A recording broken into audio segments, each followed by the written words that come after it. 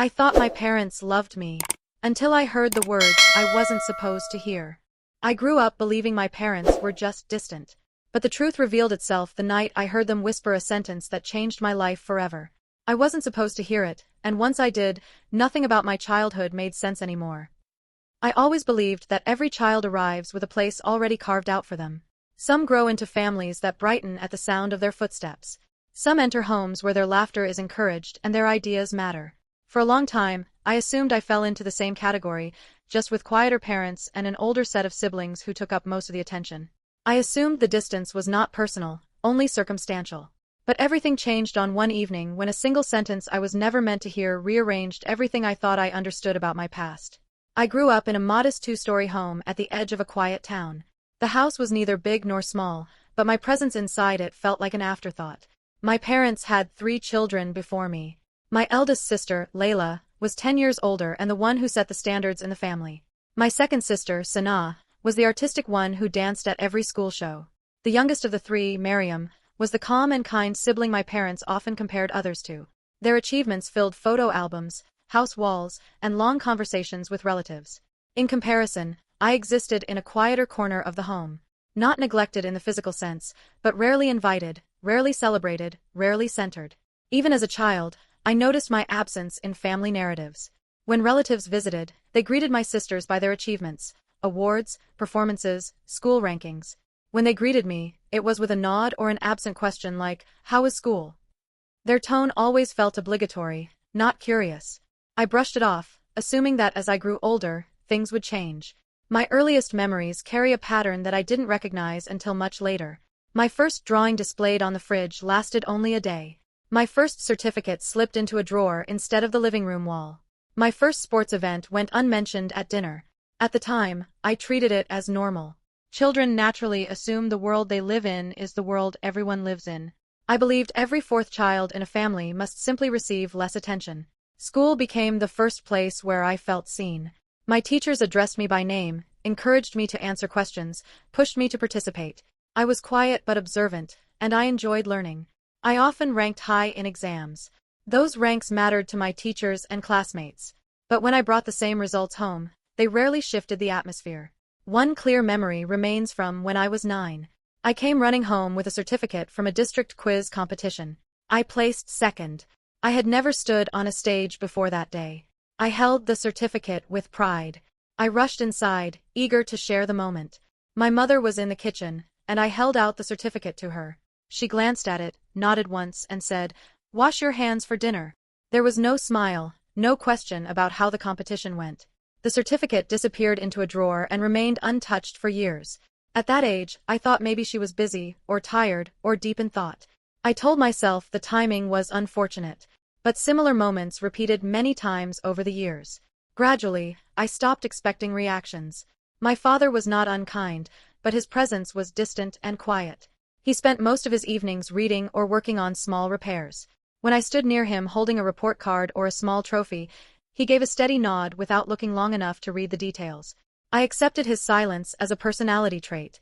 When I turned 13, I overheard the first conversation that planted a seed of doubt.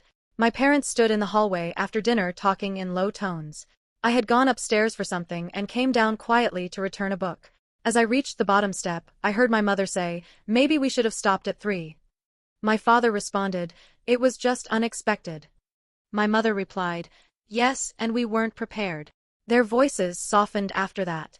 I didn't hear the rest. At the time, I didn't connect the words to myself.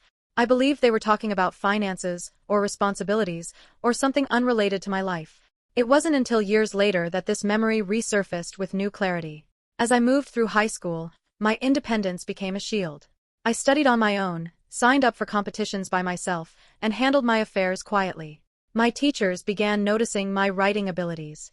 I enjoyed expressing thoughts through stories and essays. I entered writing contests, often placing high. I won small recognition certificates and vouchers. These victories stayed mostly within the boundaries of school because I rarely brought them home.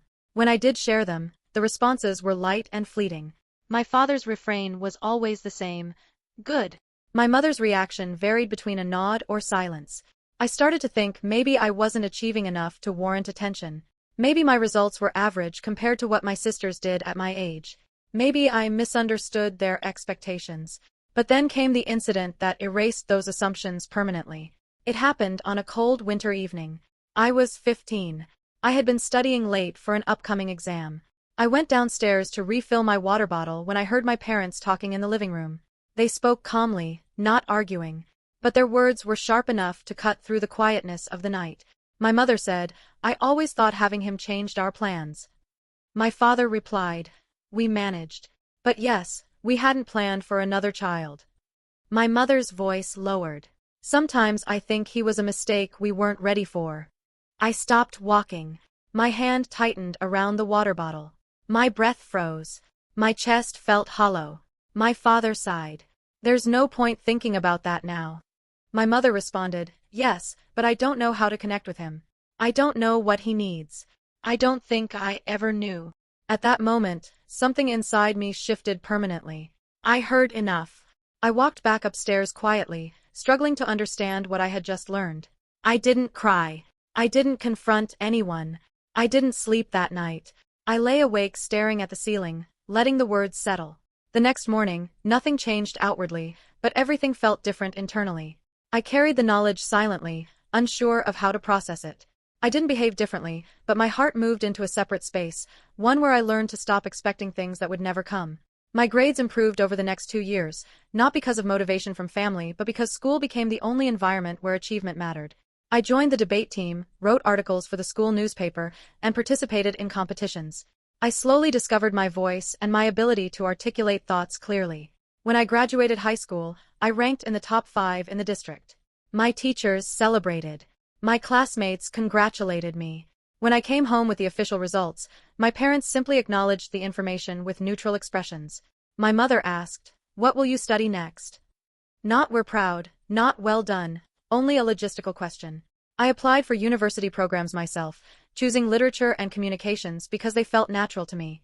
When I received an acceptance letter from a reputable university in the city, I packed my bags without much fanfare. My parents didn't discourage me, but they didn't show excitement either.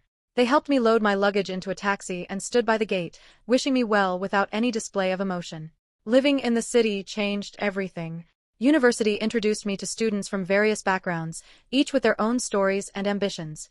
I joined a writing club, started performing spoken word pieces, and posted my writings online. For the first time, strangers resonated with my thoughts. Comments, messages, and reactions flowed in. People appreciated my stories. During my first year, one of my short stories was published in a local digital magazine. It was the first time my name appeared publicly beside a piece of writing. My friends celebrated. My professors congratulated me. I hesitated before telling my parents, but eventually I gathered the courage. I called my mother and said, "One of my stories got published." She responded, "Okay, when are you coming home next?" There was no curiosity, no questions about the story, no acknowledgement of the achievement.